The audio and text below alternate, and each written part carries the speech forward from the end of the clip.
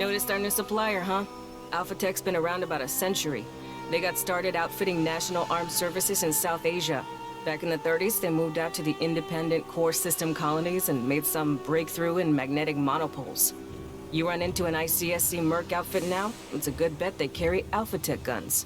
The United Americas have been buying gear from them for about 3 decades now, especially after the Frontier War, when the Assembly got pissed at Weyland-Yutani. You know Alphatech made the Endeavor's railguns? Like, no shit, when we slam a steel rod into somebody's planet, that's Alphatech.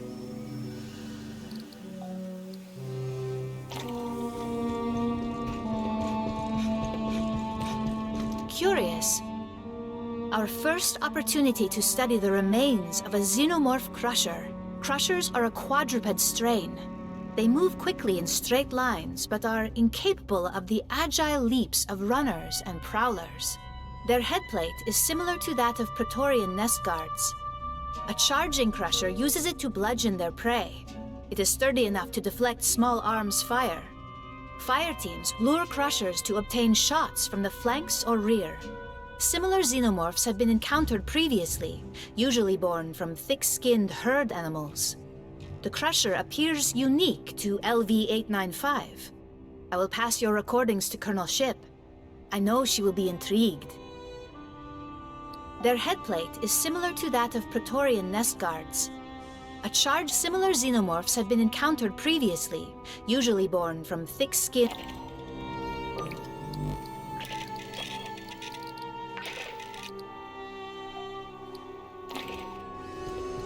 I heard you got some close-up footage of those engineer...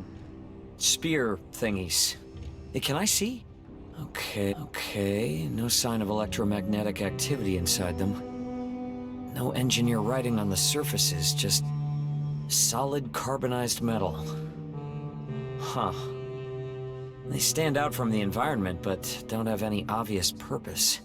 They could be art. Something left to impart a message or a feeling. I wonder how the engineers saw them. They look ominous to me. I'm getting ahead of myself. You know the old joke, right? Right? Anything an archaeologist doesn't know the use of gets called a ritual object. Yeah, I'll need to think about these without human preconceptions.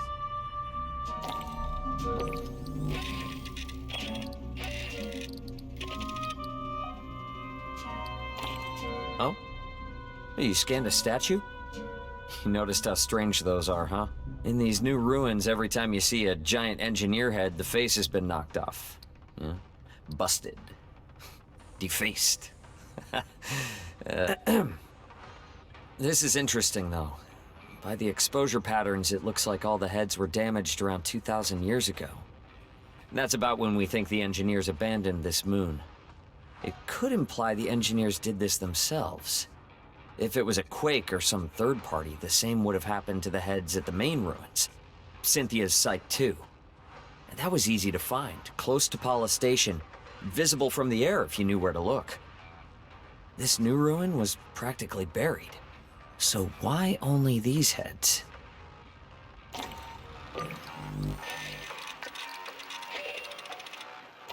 Oh, a scan? Great. I've been thinking about the corpses we found down there. By size and form, they're engineers, but mutated beyond recognition. Your data confirms the bodies are 2 millennia old. Fossilized. At first I thought maybe we're seeing a lab accident, somebody spilled pathogen. But the corpses don't have any protective equipment. Those elephant suits. And the ruin we found them in doesn't seem like a lab. It's all stone. None of the metal we saw at Site 2. Why were so many of them packed into one locked room? There's something about those ash shadows on the walls that really bothers me.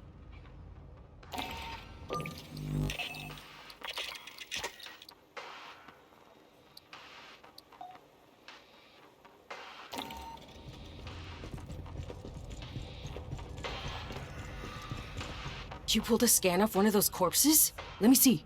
Shit, this confirms it. What we've got down there is a swarm of xenomorphs mutated by that pathogen shit. Damn it. That ain't so good. Regular xenos are murder. Pathogen makes everything weirder, madder, and less likely to know they oughta drop dead when you shoot them. Doc Honecker said his team used Pathogen on Xenos, injecting it in facehuggers. Remember Monica back on Katanga? Yeah, she was the least deadly of those. There's a shitload of mutants down there. Where'd the bugs get into that much pathogen? Or does it spread from one Xeno to another? Like an infection?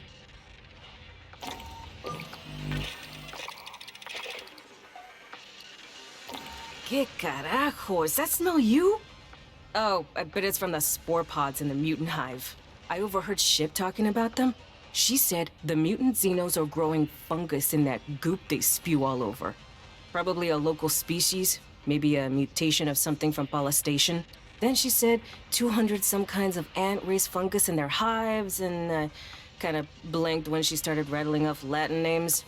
Look, all you need to know is some of the fungus down there bursts into spores if you get too close.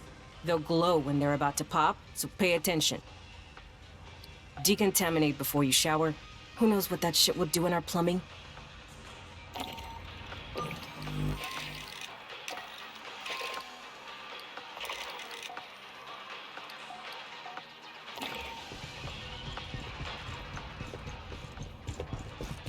I understand you scanned the remains of a brute on a recent mission.